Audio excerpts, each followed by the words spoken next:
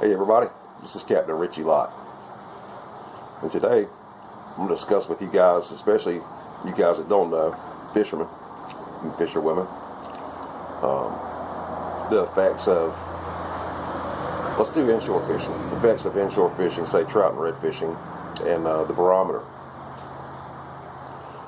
And we all know that when the barometer bottoms out, or starts to bottom out before a storm front or a cold front, often the fishing is pretty good.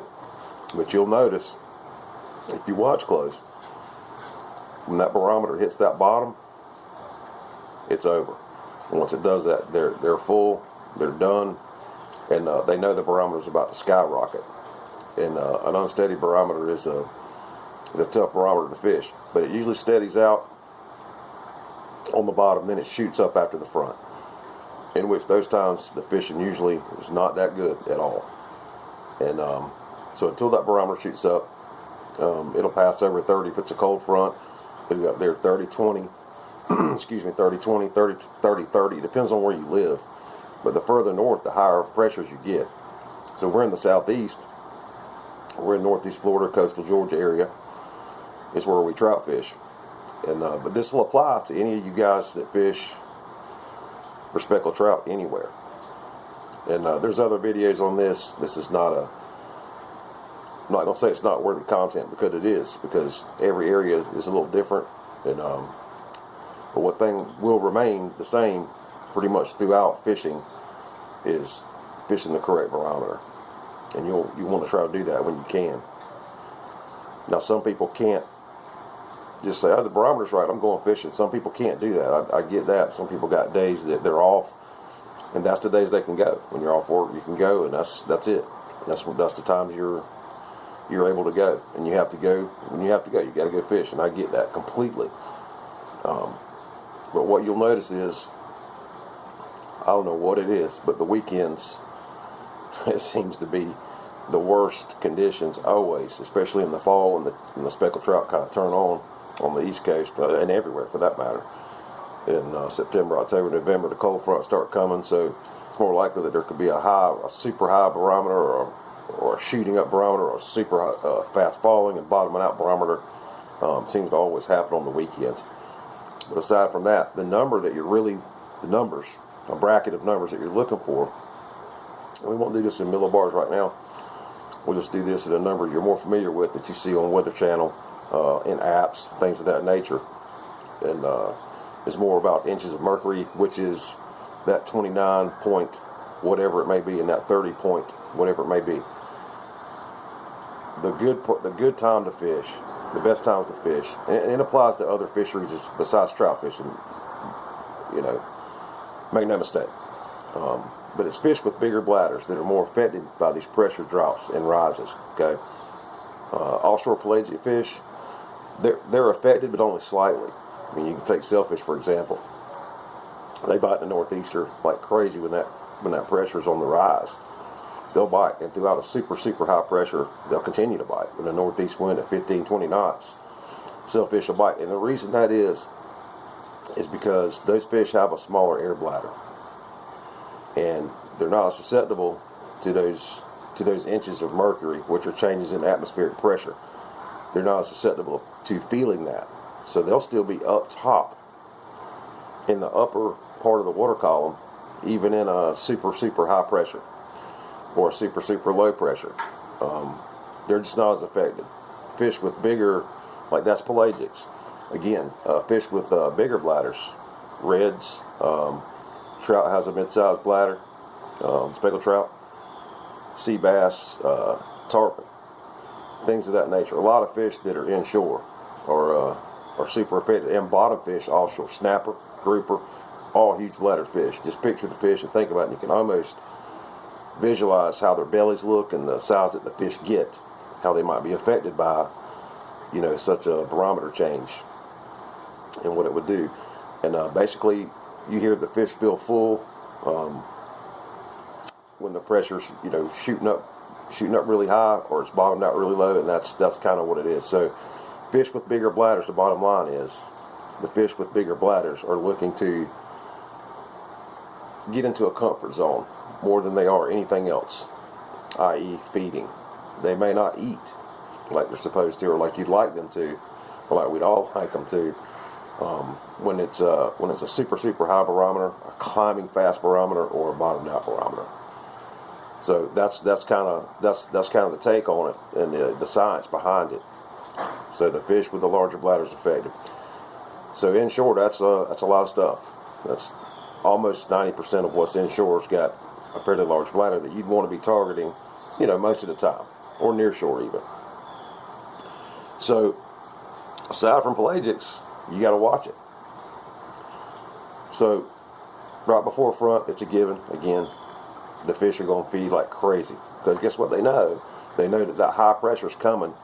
It's going to be a fast rising barometer, so they'll feed down almost to the bottom of the barometer a lot of times.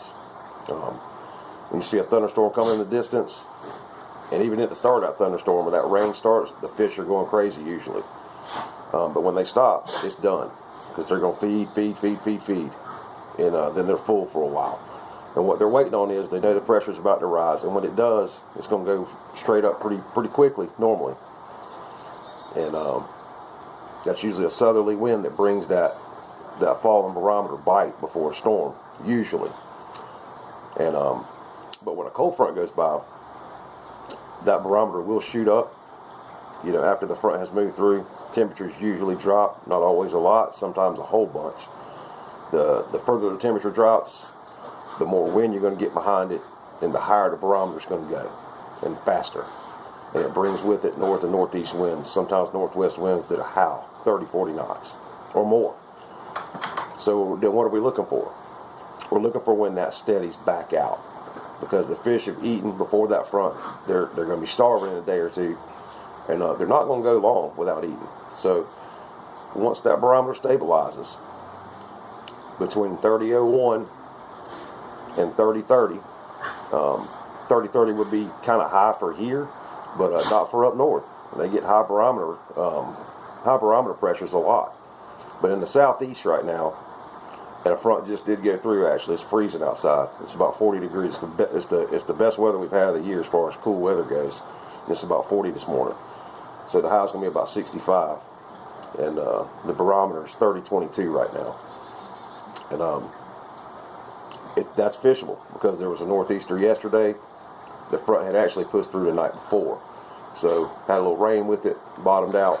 Then it shot up to, I don't remember what, 30, 34, whatever it was yesterday. Now again, we're into 30.20s. It's steadying out. It's probably a good time to go. So when the barometer between that basically 30.01 up to 30.20 in the southeast, and rather steady, not a whole bunch of climbing and a whole bunch of falling, which they can predict now and be pretty good at it. You get any app that has the weather, it can show you the barometer. It'll show you the future predictions within that day or even the next few days. When you see that barometer steady out in those low 30s and it gets pretty steady, that's the days you'll go fishing. And if you look over at the feed times, which you can get apps that have that as well, those are the times that are going to be the best fishing that you can have. And usually those times revolve around a steady barometer. Now there's other factors.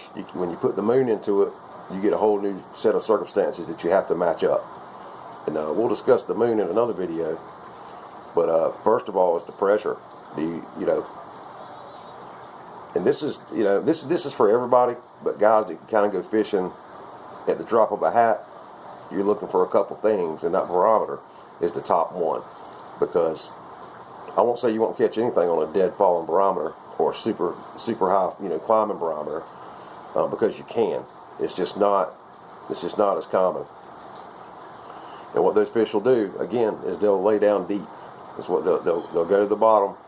They'll often get behind structure to get out of the current and the tidal movement and find a comfort zone. They're not interested in eating so much, hardly at all. And when they do that, it makes it hard to catch fish, because they're just not interested in what you're presenting. Hey girl, they're not interested in what you're presenting to them, and or any of the other baits around, wounded or not wounded looking to them. They're trying to get in that comfort zone again.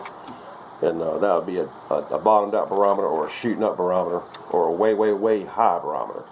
So, but believe it or not, if you look, a good majority of the time, I won't say it's most of the time, but a large amount of the time, the barometers, you know, it's 3001 to 3010, 3015, and relatively steady for the most part, a lot of the time.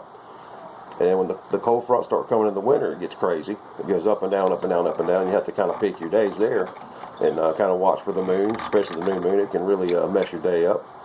Full moon's not quite as bad, depending. But we'll discuss the moons in another video again. And I appreciate you guys watching. And subscribe below if you like. We're just starting these podcasts. I finally retired from shoulder fishing, finally. And I did it for right at 30 years. And I'm going to start sharing some info and giving back to what has given to me for all these years. And I'll be glad to help any of you have any questions or just want to chat about fishing. All right, guys, take it easy. I'll see you on the next one. And that's Lily Girl.